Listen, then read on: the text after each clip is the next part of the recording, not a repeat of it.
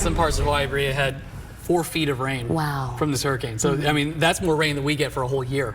They picked that up in a matter of just a couple of days. Yeah, it's just unfortunate. And when you see so many people just devastated by what Mother Nature is causing, it just breaks your heart, for sure. It really does. So hopefully they can get some quiet time. I know the tropics are active, just actually off to their east, so they're still watching some activity there.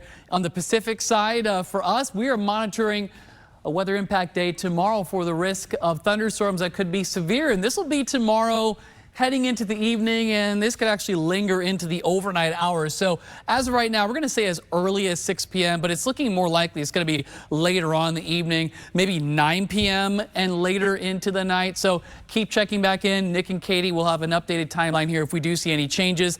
The primary threats still look like damaging wind, then hail, then that lower threat for a brief tornado. But notice the entire area, we are in yellow. So we have that possibility if you get a storm in your area for it to turn severe. That being said, not all of us are going to see rain. I know you see a lot of yellow on there, but we're not all going to get thunderstorms.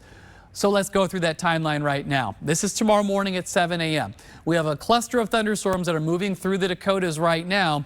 Those storms will be moving through Nebraska, through Iowa, and heading into northern Missouri and northern Kansas as we go through the morning tomorrow. So there's a look around midday.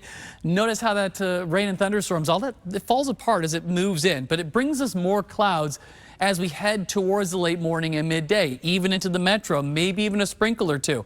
Then as we go through the afternoon into the early evening, a few thunderstorms could try to redevelop, not necessarily severe, especially if we have that cloud cover. That's going to help limit some of the energy that the atmosphere has to work with. Now, even if we have more clouds, we'll need to monitor later on in the evening as we get some other ingredients that'll help these thunderstorms grow. So between 9 and midnight, there you go. These are the storms that could be severe. This is midnight, early Wednesday morning, and these storms will continue to make their way through the area, and then eventually they're going to taper off as we head towards the early morning hours around sunrise on Wednesday to just some leftover lighter showers, which might just linger through about lunchtime. So again, we're watching that severe weather threat for tomorrow evening into the late night hours, and then some leftover showers on Wednesday, and the rain totals are starting to creep up. So notice now we're seeing potentially upwards of an inch of rain could be possible as those rounds of thunderstorms move on through. So